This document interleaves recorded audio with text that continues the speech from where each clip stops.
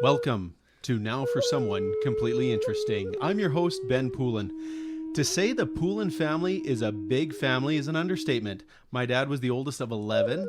I have, to my knowledge, 45 first cousins, and after that, I lose count quickly.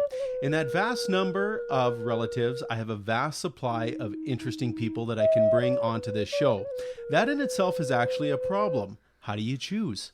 Some are well known in the community and well beyond, and many fly under the radar, and I would love to host them all. With so many numbers of aunts, uncles, cousins, nieces, second cousins, nephews, even my siblings, it's a little bit overwhelming. And while I've asked a few, some have joined me, some have politely declined, and as is the case for this, my 51st episode, the decision was in the numbers. Joining me on his homemade flute is Keith Poulin, whom I've known my whole life. He's a trucker, an artist, as you can hear, a musician who makes his own instruments, and who saw my invitation as a sign, as by the numbers. Thanks, man. I have to get you a little bit closer to the microphone again there. There we go. All right. Yeah, so you're playing the instruments. We're going to be talking about this. I want to share that quick story first here. I talked a lot about numbers here in the intro, and I invited you a little while back, and we've been kind of back and forth trying to find a night to make it work, and it just seemed the numbers were telling us that this was the episode. Yeah, exactly. It was just a surprise. It was like, man, let's just do this because these game numbers going around there with these past episodes, and it just, brought things up. So let's kind of take it back a notch. I'm going to go back to episode 39. I had my good friend Aaron Peterson on, who you know, and tell me how that started to coincide with your numbers game here.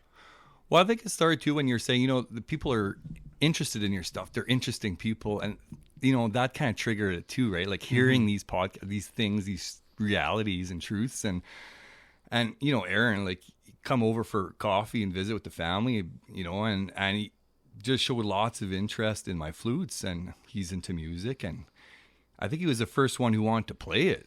Okay. So I was like, wow, like, yeah, just go ahead, play this one. And I just couldn't help, you take this one home, right? So it was an honor just to have. And what, because you number the flutes that you make, what number was that one? Number 39. And he was episode 39. Yeah, and it was all coincidence, yeah.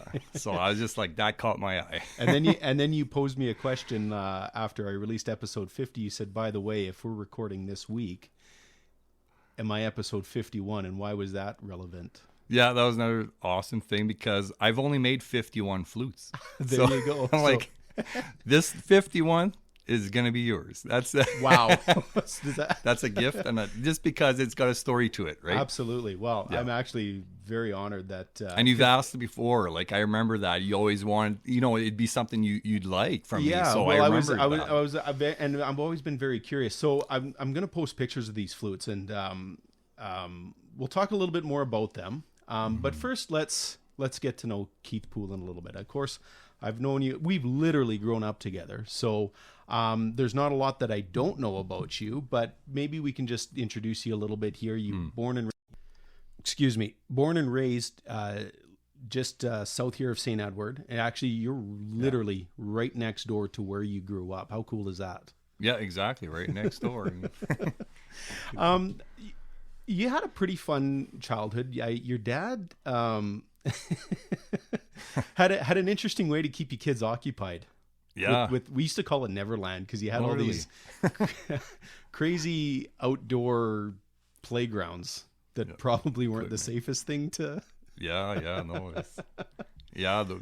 Brings back good memories for sure. The teeter-totters was a big hit there, and the swings and stuff. I have to explain the teeter-totters a little bit though. Like there weren't your conventional, like, on the playground teeter-totter that were only a couple feet off the ground. Like when you sat down on one end, the person getting on the other end was, what were they, like, way higher, 10, 12 feet in the air? The ones at the schools, I thought those were a joke. I'm like, really? Like, look at our 2x6 boards, like they were like leaf springs on a truck, right? They were like layered. Yeah. So that they would flex like that. They would flex good. Yeah. And they had two tiers, a high level and a lower level. And I'm not sure how high because we're kids there, but adults had a hard time from the end to, you'd have to jump and try to reach the top there. Well, if I remember, you'd have to get one person to sit on one end, and the other person would have to climb to the other end. Yeah, it was like a ramp. That's how then, wide it was. So yeah, it was, and then you'd have to like really push off from the ground to get it going, and then the up and down was insane. It was actually it scared me. Oh, physics, for kids, this is what physics is all about. You just learn the hard way. No. What's one of your favorite things growing up in an environment like that? I like the yard where actually the spots where it was more on open side, like where you could run around with the soccer ball. Have open space is actually what I like the most about our yard there. Right. So yeah, it hasn't changed a whole lot, has it? Your sister lives there now with her family. My sister lives there now. Yeah. Okay. So I mean, when Dad, before he moved to town, he wanted to, enclose it a bit because it was too much maintenance. So right. He put a sheep in there and like it was fenced off. So that's something I didn't like to see it because it was my yard, and it's just like he liked to go back and whatever. You can't really wreck that. But yeah, he enclosed it with a fence for animals. So right. Yeah. Okay, let's go to back a little bit to the flutes here. Incredible. We're gonna post some pictures. There's a huge array sitting in front of me. I'm gonna cherish the one that I got and maybe like get some lessons on how to play one of those things. So I asked just prior to, they have a very indigenous style to them. So how would they be classified? Is that kind of how it would be, like Native American styled flutes? Or yeah, exactly. They're Native American flutes. I'm not sure exactly how it all started, which is very interesting to me. But the makers, you could say it's a Native American style flute if you're going to give or sell one. But myself, if I'm not Native, I call it, if I'm going to advertise, it's Native American styled flutes. Right. Okay. So that's how I do it. Yeah. A key word in that. How did you get into making them? It was awesome. I was in town for 5 years. We lived, in town, and one day on my day off, just felt like that explorer kind of feeling. And I was like, it was new to me to be in town. So yeah, I went to your local pawn shop, and I saw 2 machine made, but they were wooden ones. Okay. And I had no idea what it was. So that's how it started. I spotted something new. And then so like somebody else had been making something like that. Well, these are machine made. You could have machine made ones, right? Out of wood. Okay. Yeah. So that's how it started. I bought my first 2 like that. Yeah. Okay. Is there anything special to the type of wood you use? Because it looks like there's quite a variety here. No, I don't think it matters. Cedar, I think, is a traditional, gives you a soft sound. It's more porous, maybe a light wood. So I've been told that's a popular wood for it. But I mean, I like a harder wood, so a louder sound, like a spruce tree. Okay. And you experiment with, I got lots of poplars because it's right in the backyard. So it would be the most popular. Nicole would be laughing at me right now. Dad jokes, yeah. Yeah. What sort of time goes into making something like this? Well, at first, lots of time because you're experimenting. You can't. My first few, I couldn't get the ring out of it at all. No sound. So it's a waste of time. Like a whole weekend trying to make some to ring. Like there's a real science to it, and it takes depending if you kind of do a chain of them, like 3 in a row, or one is gluing and drying, you're starting one up again. So on a weekend, I could probably make 2, 3, but without the finish, like the polyurethane finishing or the staining. So wow. Yeah. And then is that how you learned to play the flute, or did you have it's got I guess a little bit of a recorder-esque, from school that did you have any kind of a musical experience with something? No, you just learned as you made them. Pretty much YouTube, that YouTube will tell you or show you, and then I just picked it up from learning other players post their own music. Oh, okay. There's no thumb holes on these ones like the recorders at school, and they're not as loud and annoying. They don't have the high pitched squeak per se. Yeah. Yeah, that's I can see the recorder has kind of a bowed in underside, whereas these are kind of rounded all the way around with just a hole in the top. So what's interesting here, there's the piece on top. What did you call it? It's called the fetish. The fetish, or like an animal carving, or just that loose piece on top. Yeah. So is that kind of what affects the ability to make It's a the sound? different style of flute. You don't need that, but for that way of making it, Okay. carving on the inside, Okay. yeah, I think that's the way they make those. Yeah, some are more basic, some are, well, this one's got a whole eagle, it looks like, on the top there, so. Yeah, you could carve them out, or I actually just bought that one as a, a little toy. They're basically just glue it on there, but yeah, they're made to remove. Oh, you didn't actually carve that? No, that's how awesome those are. Those are the exactly. I was really I'll take credit impressed. for Okay. that. It's an owl hawk, that one. On my drone flute, that one. Yeah, yeah. Well, as I mentioned, Keith, artist, musician, as we know, you've got a few paintings here. You've always been kind of into that. As long as I've known you, you've always kind of doodled and painted, and there's art everywhere in here that's got your name on it. You're a trucker, though.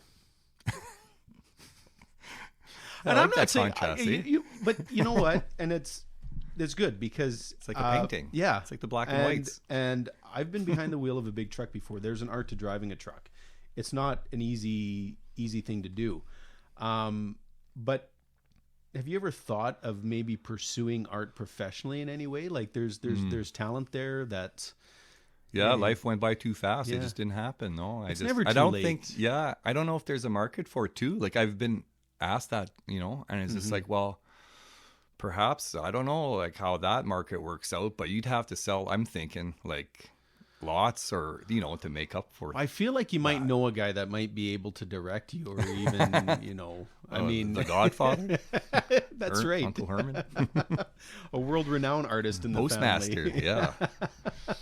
And see, that's the thing. Yeah, but I mean, I think it's feasible maybe to as a side thing that could eventually, someday you might want to slow it down and not be behind the wheel of a truck and have something as a secondary. Call it a retirement career. That I would guess be you fun. could say. That would be a fun job Yeah. to sit and if a guy can't work, or sometimes you think more on a dark side. Like, what if I end up in a wheelchair one day and I got to do something. Yeah. Like that's a good backup thing for me too. I'm thinking that would be, when you're forced to do something different in a bad way, right? It shouldn't have to. But in a good way. There's a lot of array, and Yeah. like I said, there's animals, there's portraits. Is that your daughter there that you painted? No, guess again, her. She's an auntie. It starts with E, ends with Vaughn. Oh, that's Auntie Yvonne. Yeah, it is, In her younger days. Yeah, that was Nicole one, Nicole and Richard. Oh, okay. She wanted a gift one day of a drawing. Yeah. And that's how I started, basically, when your kid just drawing, basically. Yeah. And she asked for a gift for her mom. And I've remembered that for a long time. It's been over 25 years, and I've never come around to do it. Right. And I've done this one because I was more into painting. So one day it'll go back to them, right? So Okay. So yeah, the array. So you've got animals. You've got a couple of recognizable oiler portraits here. Vehicles, airplanes. What kind of makes you decide what you're gonna put on a canvas? Well, like the bird there, that one was a photographer, and I got his permission to just, when I see something that catches my eye from the internet, I'll try to reproduce it as best as I could. I like something that has light, that shines, reflects light at a, some kind of an angle that really catches your eye, and it's like refreshing, and so just stuff like that, And that makes my wandering brain go a little bit too here. Speaking of photography, something you do very well on the job. And it's great because it shows, no matter what you're doing, and you being out there in the cold, and maybe it's not the most exciting job, but you see something like a sunrise, a moon, something, an old building on the prairies in the middle of winter. I don't know. I'm fascinated by stuff like that. But you have a good eye for photography too. Yeah, thanks. Yeah, that's for sure. Like, I'm blessed that way. Like, yeah, you're there at work. You don't know where you're going to end up and where the sun's going to come up. And it's so easy nowadays with phones that have the built-in cameras. It's just an amazing thing, right? Just use it. But they're really good pictures too. And that's all with your phone? Exactly, yeah. I mean, anybody can snap. I take pictures all the time, and they just don't look like when someone with that eye has it. So yeah, I don't know. You just got to zoom right in and then hope for the best, basically. You know, a lot of it is just basically small video clips, and you just go back and pause where the perfect spots are. Okay. I mean, that's really the secret. I mean, there's nothing much to it. You know, take a video and just pause it. That seems like cheating. You know, because you can't really, like, how can you be exactly at all these thousands of spots at the right time? Right. So you got to use your imagination a little bit and Right. just make it work. And as long as it catches your eye, you know, just play with it. I want to go back a little bit to the music side of things here. I say musician, you're musically talented. Your family, your dad was with a band that there's a couple of our other uncles played in. Yeah.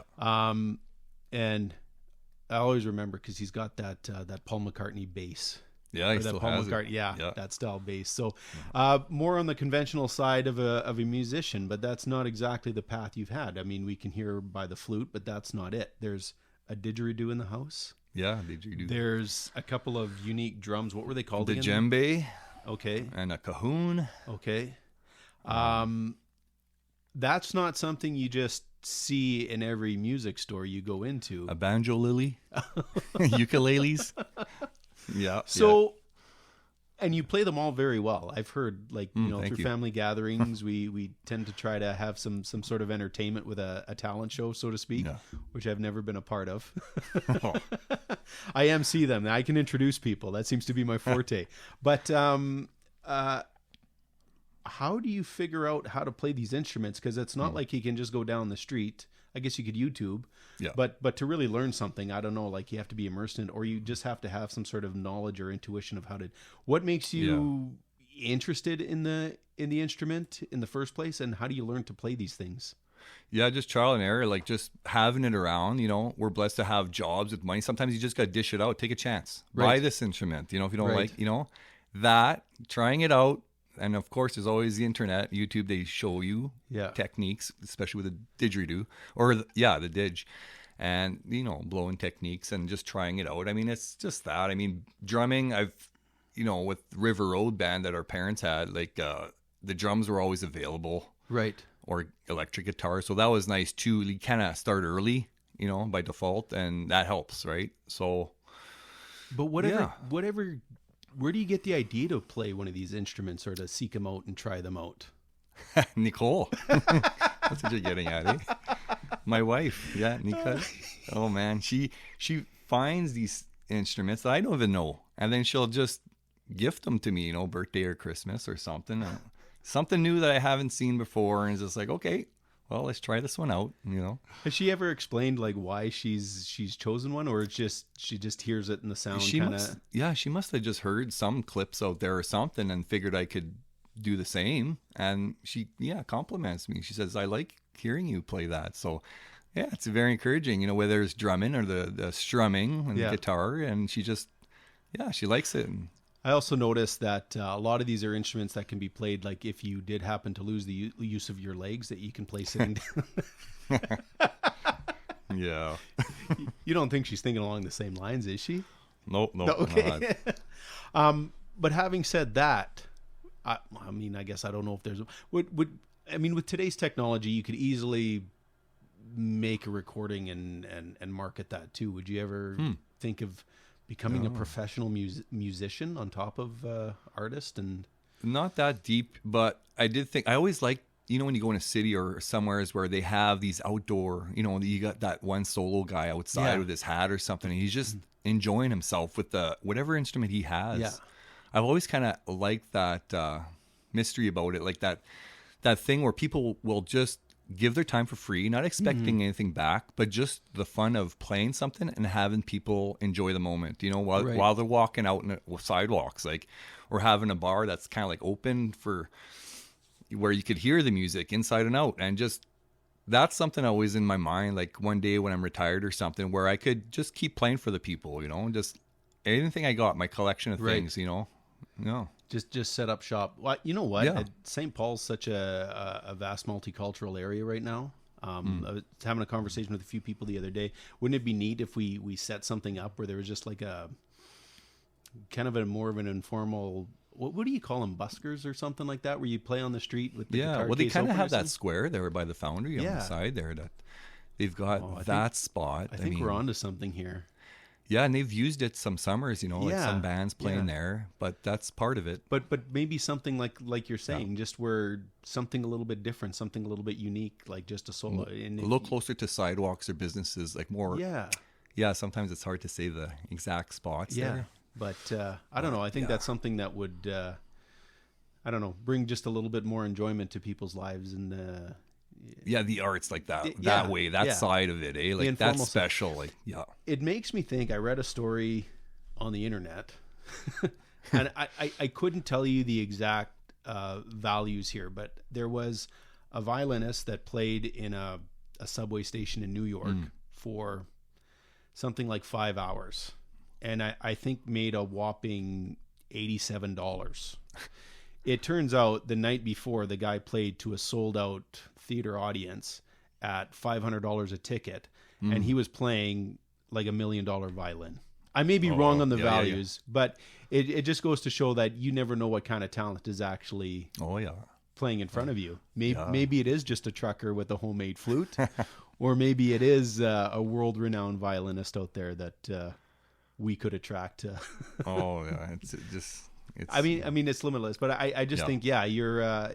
It is kind of a fascinating idea that you've got there, not necessarily to make a living at it, but just to, I guess get it beyond the little podcast here and let more people hear it. Oh yeah, and the Poulin family New Year's Day celebration talent show. Oh yeah. Even that, letting go of the fence. Sometimes you got to put yourself out there. That's the tough part too. Sometimes it's just doing it. I know. Like I know. Yeah. It breaks the routine, and sometimes. Would you ever like give lessons to something like this? Do you think you'd feel comfortable in that, like into lessons? I think there's what do you call that? Like a Suzuki method type. Okay. I don't read notes or anything, but it's just by the ear.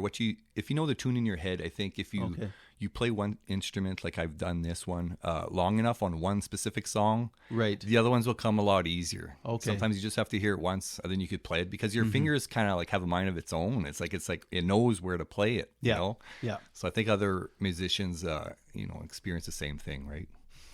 It's fascinating. This is just something unconventional. I don't think we have a lot of around here. Do you know anybody else that plays anything like this that you've corresponded with? Or Spruce Grove, Terry Mack, they're like in the city maybe, but nothing too close.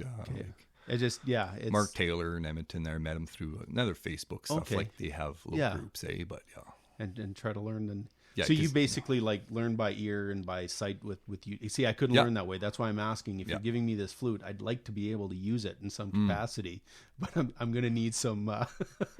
There's different ways of doing it for sure. I mean, it comes down to just basic songs. Sometimes just real simple song. I wonder if I can even make a note out of it. Should I try it? Yeah, please try it. Yeah, gee whiz. This one here, right? Yeah, that's yours right there. So this is the debut performance on my. Oh boy. That's the largest one I've ever made, and usually the larger ones are harder. I did it. Wow. That was smooth. Whoa. I'm a virtuoso on this. And then another, you do a lot of collecting too. We talked a little bit about that. I've got, actually where I'm setting it here is right next to some dinosaur poop. Dung. You say dung. Sorry, dung. Yeah. Dinosaur dung. I should know better. My kid was so into dinosaurs when he was little. And everything had to be proper terminology. You actually found this yourself? Yeah, Drumheller River downtown, Did you know what it was when you picked it up? I knew it was something special. And then, images on the internet will tell you the same images, everything, and it just got the shape, hard as a rock. Bounce it off the table, you'll see. Yeah, Can you tell me what dinosaur it came from? Nope. I don't know. Small. It must have been one of the smaller ones. I'm going to wash my hands after. Yeah. Oh, no. Never know.